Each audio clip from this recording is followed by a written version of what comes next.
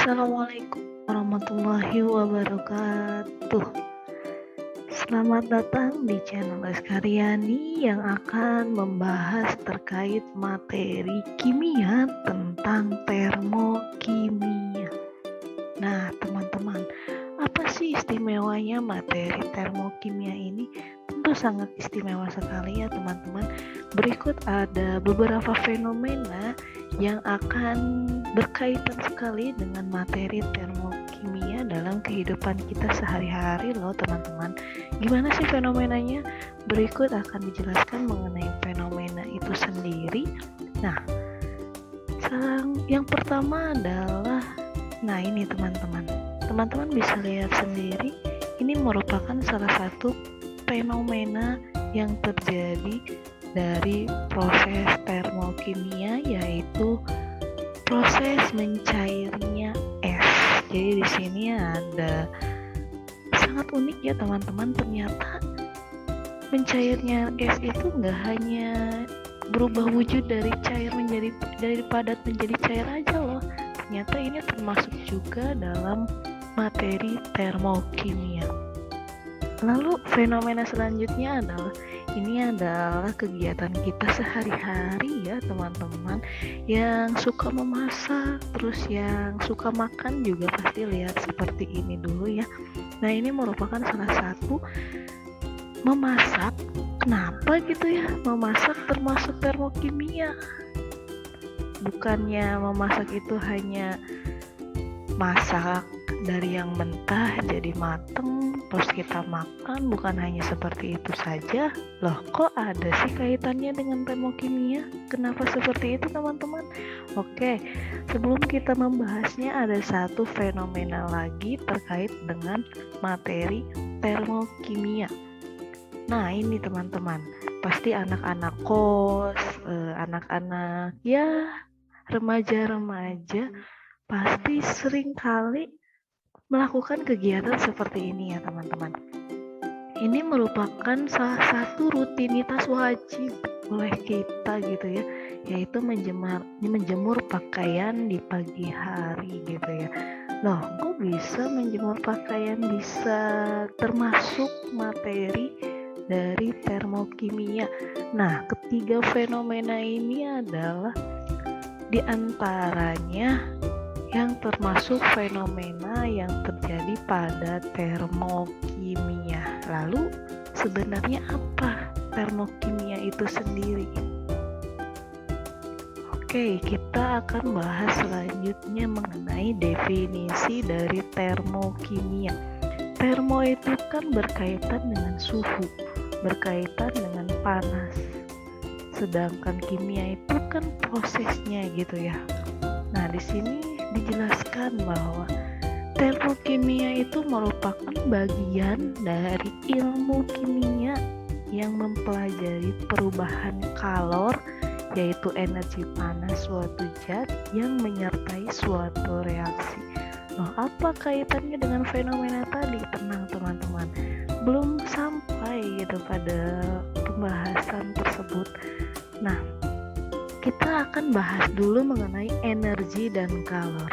Tentunya ketika es mencair, ketika kita melakukan kegiatan memasak, lalu menjemur pakaian, itu ada proses energi dan kalor.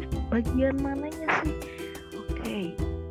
Nah, ada sedikit materi atau teori terkait dengan energi dan kalor itu sendiri berdasarkan hukum termodinamika pertama ya teman-teman. Nah, di sini dikatakan bahwa energi itu tidak dapat diciptakan atau dimusnahkan, namun hanya dapat diubah ke dalam bentuk energi lainnya. Maksudnya itu seperti apa teman-teman? Contohnya adalah fenomena tadi.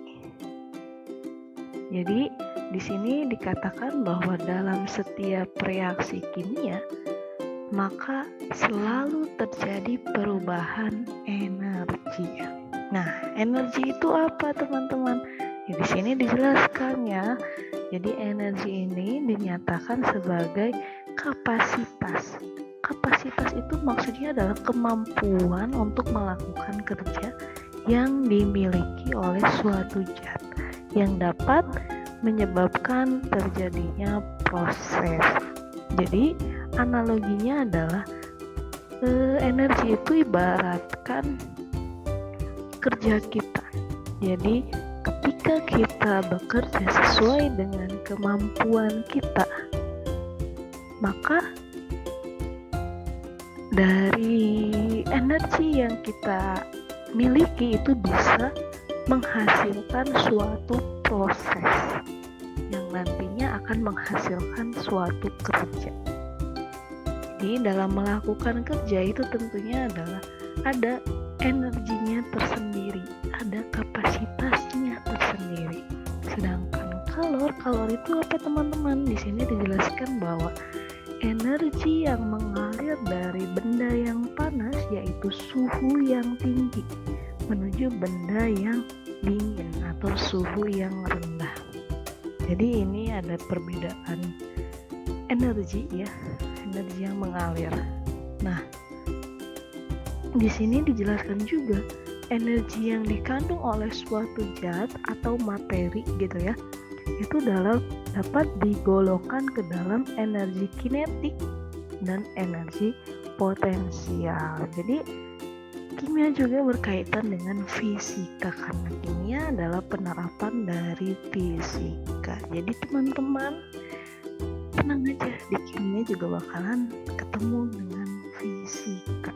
Nah, energi dalam, kenapa berkaitan dengan energi dalam? Oke, karena di sini energi dalam itu merupakan penjumlahan dari energi kinetik dengan energi potensial. Seperti itu teman-teman. Nah, berikut mengenai materi, sistem, dan lingkungan yang merupakan salah satu atau berkenaan dengan termokimia. Sistem itu apa? Lingkungan itu apa? Setiap pelajaran ya itu mempunyai definisi tersendiri mengenai sistem dan lingkungan. Dalam termokimia, dalam kimia itu sendiri ada beberapa definisi terkait sistem dan lingkungan. Nah, sistem itu merupakan zat atau proses yang sedang dipelajari perubahan energinya atau sesuatu hal yang menjadi pusat perhatian. Contohnya adalah dalam tabung reaksi ya teman-teman, dalam tabung reaksi di dalamnya itu dimasukkan suatu zat yaitu NaCl yang sebelumnya dalam gelas kimia tersebut ada aqueous gitu ya, bukan aqueous, air gitu, di dalamnya sudah ada air lalu dimasukkan NaCl. Yang akan mengalami perubahan itu yang mana? Tentu zatnya itu sendiri, itulah yang dinamakan sistem. Jadi yang menjadi pusat perhatian kita, yang menjadi penelitian kita, yang menjadi observasi kita, itulah yang dinamakan sistem. Lalu lingkungannya itu apa? Lingkungan itu adalah segala sesuatu di luar sistem itu sendiri. Dalam contoh tersebut lingkungannya adalah wadahnya. Itu merupakan sesuatu yang di luar sistem.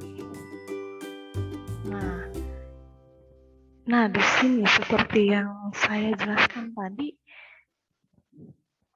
yang di dalamnya ini adalah contohnya NaCl, misalkan zatnya yang dilarutkan, lalu pelarutnya adalah air. Nah, inilah yang dinamakan dengan sistem teman-teman. Sedangkan gelasnya atau wadah yang ini yang dinamakan gelas kita itu merupakan lingkungannya, atau media yang digunakan itu merupakan lingkungan karena di luar sistem, dan udara di sekitar wadah. Sekian, sampai sini dulu ya teman-teman, kurang lebihnya mohon maaf, dan nantikan materi termokimia selanjutnya terkait dengan perubahan entalpi, teman-teman. Jadi tetap standby di channel Rizka Riani. Sekian dan terima kasih. Wassalamualaikum warahmatullahi wabarakatuh.